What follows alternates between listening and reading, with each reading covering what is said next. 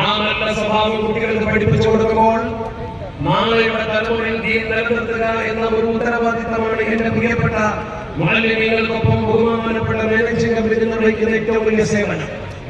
ആ സേവന പ്രക്രിയയെ അംഗീകരിച്ചുകൊണ്ടാണ് സമസ്ത കേരള ജംഇയ്യത്തുൽ അതിന്റെ ഒരു പോഷക ഘടകമായി മദ്രസ മാനേജ്മെന്റ് അസോസിയേഷൻ എന്ന സംഘടന തന്നെ രൂപപ്പെടുത്തിയത്.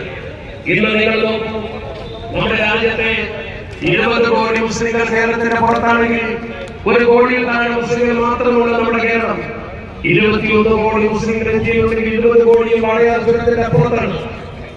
എന്നാൽ ഈ കേരളത്തിൽ 1 കോടിയിൽ താഴെ മുസ്ലിങ്ങളുണ്ട്. എന്നിട്ട് ഈ കേരളത്തിൽ നിന്നാണ് 10,942 മദ്രസകൾ സമസ്ത മാത്രം നടത്തിക്കൊണ്ടിരിക്കുന്നത്.